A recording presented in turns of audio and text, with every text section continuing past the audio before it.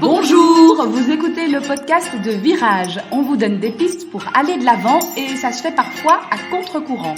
Si face à un problème, quel qu'il soit, vous vous êtes déjà dit « j'ai tout essayé, rien ne va, je ne sais plus quoi faire », alors vous êtes au bon endroit. Je suis Marina Blanchard, psychologue, formatrice et fondatrice de Virage. Mon école s'inscrit dans la lignée de celle de Palo Alto, c'est-à-dire de la thérapie brève. Et je suis Peggy Van Lierde, chef d'entreprise, journaliste et coach en développement personnel. Ensemble, nous vous proposons des réflexions pour avancer autrement. On va s'intéresser aujourd'hui à un nouveau métier, le métier d'influenceur, qui est un métier en vogue, donc pouvoir se faire connaître à travers les réseaux sociaux, de se faire payer à travers les réseaux sociaux, que ce soit sur YouTube, sur Instagram. Oui, tout à fait, Instagram. Je pense Facebook, c'est plus trop vendeur. Dépassé. Mais donc, effectivement, il y a des jeunes qui se lancent dans une carrière d'influenceur, qui se font rémunérer pour cela, que ce soit à travers de la publicité ou à travers du publi-reportage, où on met un objet ou une marque en avant. La raison pour laquelle on parle de cela, c'est surtout parce que on se rend compte qu'aujourd'hui, beaucoup de jeunes se lancent là-dedans parce que c'est de l'argent facile, parce que c'est tendance, parce que ça fait bien, le star system. Il y en a d'autres qui ont essayé aussi dans d'autres métiers, des carrières de chanteurs, d'artistes, etc. Et si on va se concentrer sur le côté influenceur, parce que accès facile à cette profession, en tout cas en apparence. Oui, moins l'impression qu'il faut un talent comme pour être chanteur ou pour être acteur, je sais pas. L'influenceur, ça semble donner à tout le monde, en fait. Et donc, c'est effectivement très tentant pour les jeunes qui eux-mêmes suivent des influenceuses, des influenceurs, de pouvoir se dire, bientôt moi, la même chose qu'elle, il paraît qu'elle a... Et alors, d'abord, il y a des milliers de followers, donc ça, c'est déjà fantastique. Et puis alors, il y a l'argent qui rentre, effectivement, facilement derrière, donc c'est très tentant. Pas mal de jeunes tentent cette expérience. Alors, on sait beaucoup d'appelés, peu d'élus. C'est pas facile de percer là-dedans et d'en vivre. Il y en a qui réussissent, mais pour combien de temps ? Parce qu'il y a ça aussi, c'est pas une carrière à envisager à très long terme, parce qu'on peut vite être zappé par quelqu'un d'autre. En tout cas, ça paraît moins stable qu'un métier classique. En tout cas, pour les parents, c'est sûr, parce que c'est à eux qu'on s'adressait dans le titre de cet épisode. C'est sûr que c'est pas très rassurant, parce que, comme tu dis, ça paraît nettement moins stable qu'un métier classique, moins sécurisant qu'un diplôme. De se dire, en fait, mon fils veut pas faire d'études parce qu'il dit qu'il sera influenceur, ma fille... ça fait un peu peur quand même comme parent. Et probablement à juste titre, parce que comme peu réussissent à durer dans la longueur, ils font ça à 18 ans, à 19 ans, 20 ans... Et à 26 ans, ils seront vieux. Qu'est-ce qu'ils feront alors ? Et donc, pour les parents, c'est pas très... Et rebondir à ce moment-là, ce sera peut-être pas facile, ou facile, on ne sait pas, il aura des cartes en main aussi avec son métier d'influenceur. C'est sûr. Mais c'est vrai qu'on se positionnait dans la position du parent qui se retrouve face à son enfant, qui ne souhaite pas spécialement faire d'études, qui ne souhaite pas entamer une autre carrière que celle d'influenceur. C'est ça. Et qui, du coup, on se dit, comme parents, souvent les parents, ce qui se passe au départ, soit ils sont OK, et ça va très bien, et ça se passe bien, et donc j'ai envie de dire, c'est pas à eux que ce podcast est forcément destiné, puisqu'on est plus à essayer d'aider des personnes qui sont en difficulté avec une problématique de leur vie quotidienne. Soit, effectivement, les parents sont en train de se dire, il veut être influenceur, moi ça m'angoisse, comment est-ce que je peux réagir, qu'est-ce que je fais ? J'ai essayé de lui expliquer, j'ai essayé de le raisonner, son père s'est fâché, on l'a menacé de couper les vivres, il y a eu X choses qui ont été tentées. Avec toujours le même message qui est « ne sois pas influenceur ». Sois pas influenceur, c'est pas raisonnable, c'est pas sécurisant, et tu vas faire quoi après ? Tu vas pas durer. Et avec le jeune en face qui continue à vouloir l'être. Parce que si vos raisonnements, vos explications, etc. font que votre enfant se dit ok, c'est vrai, je vais faire des études, et après, ou en même temps, parce que moi, entre autres, je connais une jeune fille qui est influenceuse, mais elle fait ses études, elle fait son master ici à Louvain-la-Neuve en même temps. Donc il y en a qui peuvent faire les deux. Maintenant, si votre enfant, quoi que vous ayez dit, essayez, tentez, en lui disant effectivement ne sois pas influenceur, il est déterminé. Vous pouvez juste rien y faire, si ce n'est aller vraiment au combat, j'ai envie de dire, et du coup vous retrouvez dans un espèce de bras de fer. Je pense que c'est important à ce moment-là de prendre conscience que vous êtes en train de devoir choisir entre la relation avec votre enfant ou bien le fait de le laisser vivre son expérience. Et à ce moment-là, évidemment, la relation va primer. Parce que vous risquez sinon de vraiment... Alors ça peut être un choix. Hein, enfin, voilà, moi j'ai eu un papa que je suivais par rapport à sa fille qui voulait faire des études d'art à la place de faire des études que lui voulait. Enfin, je sais plus si c'était avocat, médecin, mais en fait des études que lui trouvait plus sérieuses. Et qui a décidé qu'il préférait couper les ponts. Et tant pis, voilà, c'était son choix. Mais pour beaucoup de parents... c'est pire encore. Voilà, mieux vaut un fils influenceur ou une fille influenceuse et garder des bonnes relations pour beaucoup que de se dire voilà, je coupe tout puisque il fait ça ce métier, j'ai honte ou je trouve ça trop risqué, ça me fiche la trouille, etc. Et donc je coupe.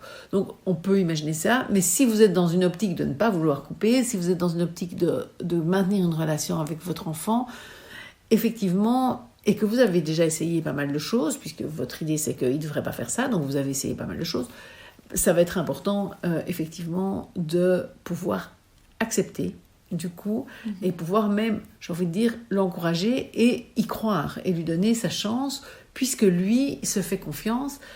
Continuer à aller contre, c'est aussi lui envoyer un message de...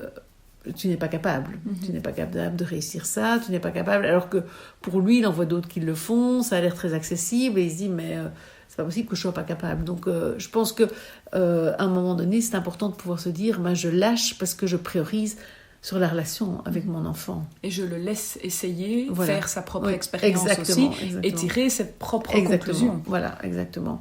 Conclusions qui seront peut-être à notre grand étonnement, plus dans positives. Ce sens ou dans notre sens. Oui, c'est ça que ce qu'on pense. Oui, c'est ça.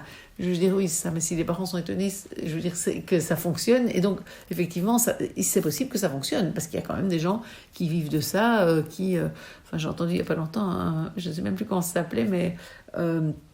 un métier qui est... C'est pas influenceur, c'est des gens qui font que déballer des paquets. Hein. Alors, ils déballent les paquets, ils déballent le nouveau, le nouveau smartphone, machin, et ils prennent le temps de déballer, d'expliquer tous les avantages de ce smartphone, etc. Et c'est un métier, donc c'est vrai que ça semble à la portée de tous. Après, et donc après, ils sont payés par le smartphone, puisqu'ils font connaître.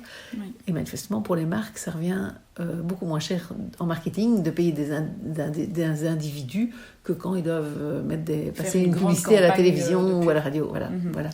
Oui, c'est une nouvelle manière de faire de la publicité. Voilà. Donc, quelque part, ce qu'on peut adresser comme message aussi aux parents, c'est que c'est la nouvelle formule du marketing. Oui, étonnamment. Et que peut-être qu'il est en train de se lancer dans une carrière de marketing publiciste. Oui, c'est ça, tout à fait. Et qu'on se dit, il aurait fait des études de marketing, ça m'aurait rassuré, mais en même temps, si elles sont effectivement plus nécessaires et qu'il se lance là-dedans, ça peut fonctionner aussi. Donc ça, je pense que c'est quand même important de le dire, c'est que c'est une réalité.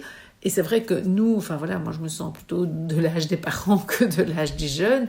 Ça nous paraît un peu hallucinant de se dire, comment on peut vivre de ça. Mais voilà, en fait, oui, on peut en vivre, c'est une vérité. Maintenant, est-ce qu'effectivement, ça tient dans la durée, etc. Ça, c'est un peu l'expérience de votre enfant qui vous le dira. Et peut-être que pour certains, ce sera le cas et pour d'autres, non. Et je pense que ça peut être une posture aussi pour les parents de dire, écoute, fais ton expérience, vis-le. Moi, j'avais prévu de te payer les études, donc ça peut venir après.